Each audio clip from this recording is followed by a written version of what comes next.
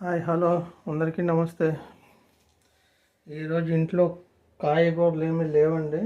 రాత్రి డిన్నర్లో కర్రీ కావాలంటే సరే ఇవాళ పకోడీలతో కర్రీ చేయడానికి నేను ఏం చేశాను, ముందుగా తగినన్ని ఉల్లిపాయలు, ఒక పచ్చిమిరపకాయ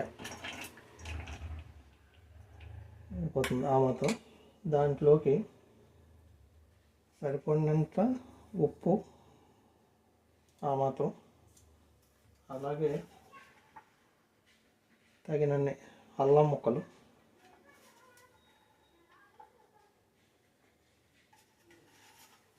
కాస్త వాము, కాస్త నలుపుకొని వేసుకోవాలి దాంట్లోని, అలాగే కాస్త కరివేపాకు కాస్త సన్నగా తరుక్కొని వేసుకోవాలి, అలాగే కాస్త కొత్తిమీర,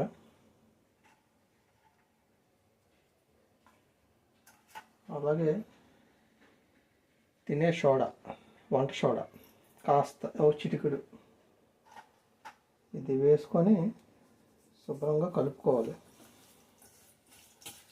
ఈ సాల్ట్ అది కూడా ఉల్లిపాయలకి బాగా పట్టి పకోడీల్లో వేసినప్పుడు మంచి టేస్ట్ వస్తుంది. అలాగే కాస్త చిటికెడు, కొద్దిగా చాలా తక్కువ ఈ మాత్రం పసుపు, అలాగే కాసింత కారం,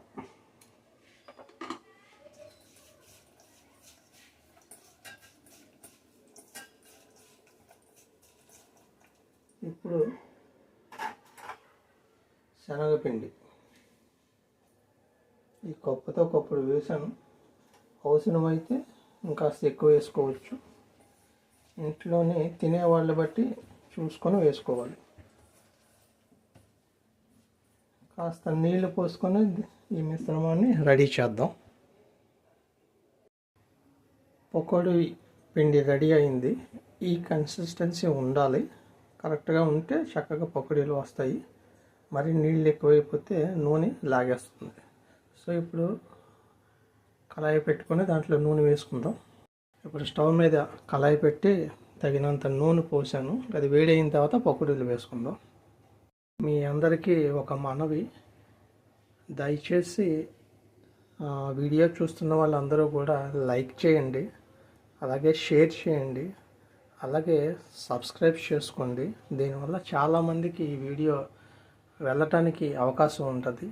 సో మీరు నన్ను సపోర్ట్ చేసినట్టు ఉంటుంది. Thank you. నూనె బాగా వేడెక్కింది. ఇప్పుడు పకోడీలు వేసుకుందాం.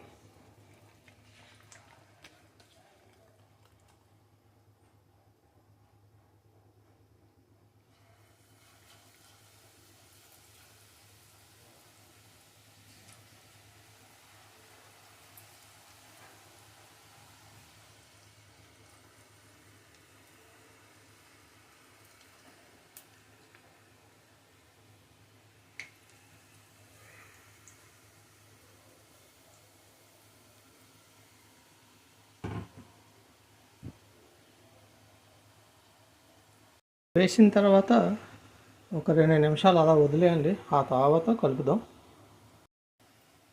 ఒకసారి తిప్పుకుందాం.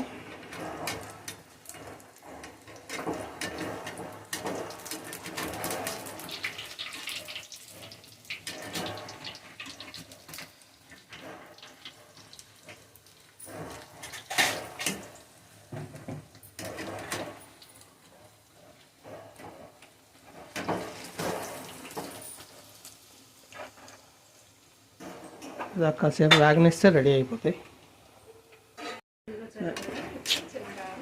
పకోడీలు రెడీ అయిపోయండి. వీటిని వేరే ప్లేట్లోకి తీసుకుందాం.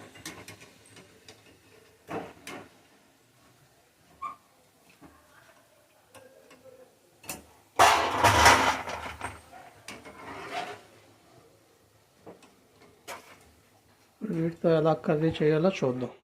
ఇప్పుడు స్టవ్ వెలిగించి తగినంత నూనె పోసుకుందాం.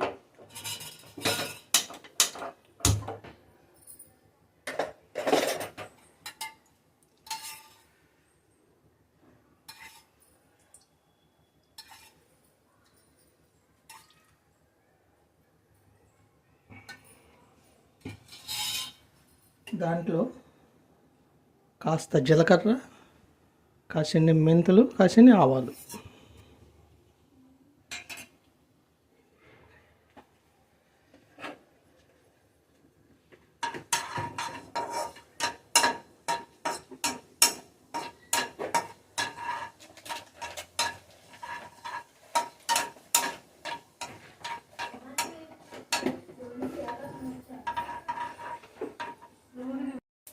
ఒక ఎండుమిరపకాయ,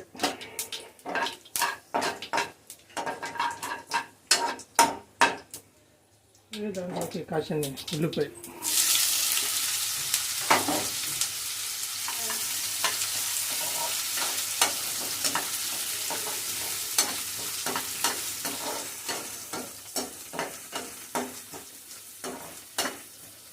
ఉల్లిపాయలు వేయడానికి తగినంత ఉప్పు,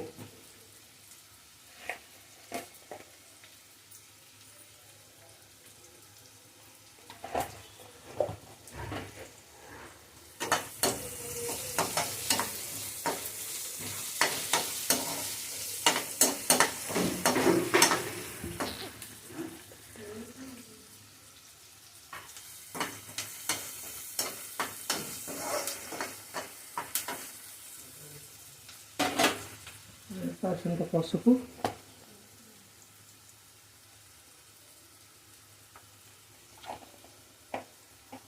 అలాగే కాసినంత అల్లం వెల్లుల్లి పేస్ట్,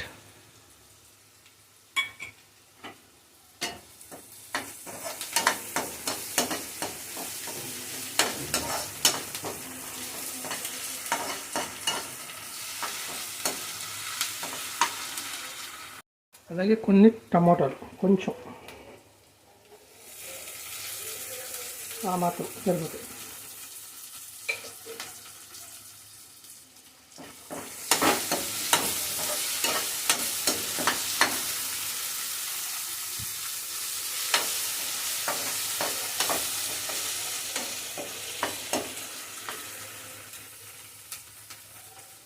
అలా వేగుతుండగానే కాస్త కారం, ఒక స్పూన్ వేసుకుందాం, చాలకపోతే వేసుకుందాం.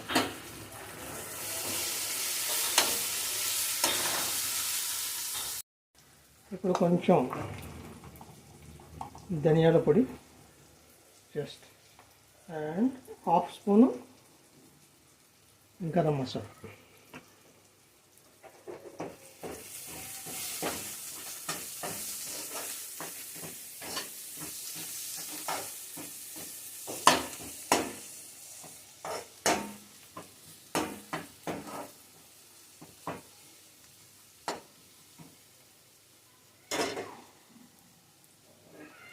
కవర్ చేసి ఒక 5 నిమిషాలు వేయిద్దాం. చక్కగా వేగిందండి. ఇప్పుడు దీంట్లోకి ఈ మాత్రం చింతపండు నుంచి తీసినటువంటి రసం, కొంచెం చిక్కగానే ఉండాలి.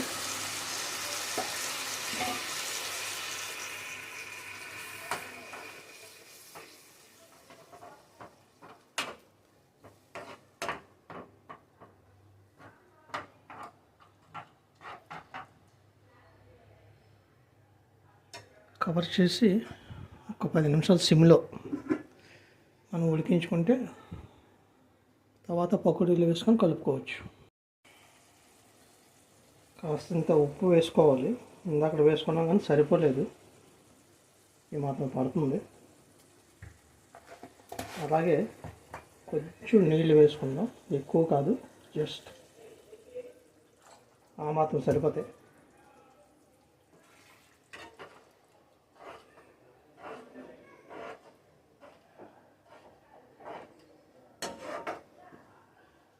ఇది ఒక మరుగు పెట్టిన తర్వాత అప్పుడు పకోడీలు వేసి కలుపుకుందాం.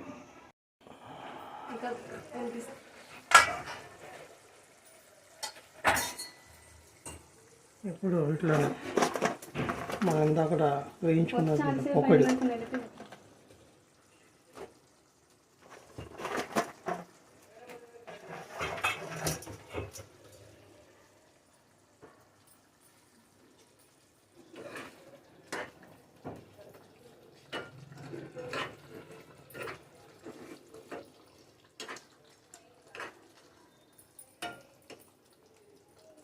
దీన్ని ఇలా ఒక 5 నిమిషాలు సిమ్లో పెట్టి ఉంచండి.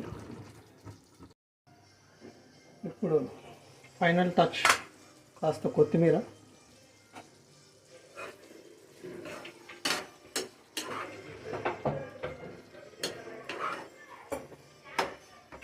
అదండి రెడీ అయిపోయింది. ఇంకా సర్వ్ చేసుకోవడమే. అదిగోండి పకోడీ కర్రీ సిద్ధమైపోయింది. మహా అద్భుతంగా వచ్చింది. చాలా చాలా టేస్టీగా ఉంది. మీరు కూడా ఇలా చేసుకొని ఎంజాయ్ చేయండి. బ్యాచిలర్స్కి అయితే ఇది చాలా సులువుగా చేసుకోవచ్చు. బయట బండి మీద దొరికే పకోడీ తెచ్చుకొని వెంటనే ఒక పావు గంట 20 నిమిషాలు మీరు కర్రీ రెడీ చేసుకోవచ్చు. ఓకే, మీ అందరికీ నచ్చిందా? నచ్చితే దయచేసి లైక్ చేయండి, అలాగే షేర్ చేయండి, సబ్స్క్రైబ్ చేసుకోవడం మాత్రం మర్చిపోకండి. పక్కనే ఉన్న గంట బెల్ కూడా గట్టిగా నొక్కండి. ఓకే, గుద్దండి. నా నోటిఫికేషన్స్ అన్నీ నేను ఎప్పుడైతే వీడియో రిలీజ్ చేస్తానో మీకు నోటిఫికేషన్ రూపంలో వస్తాయి. ఓకేనా? Thank you very much. అందరికీ నమస్తే, bye bye, see you, Tata.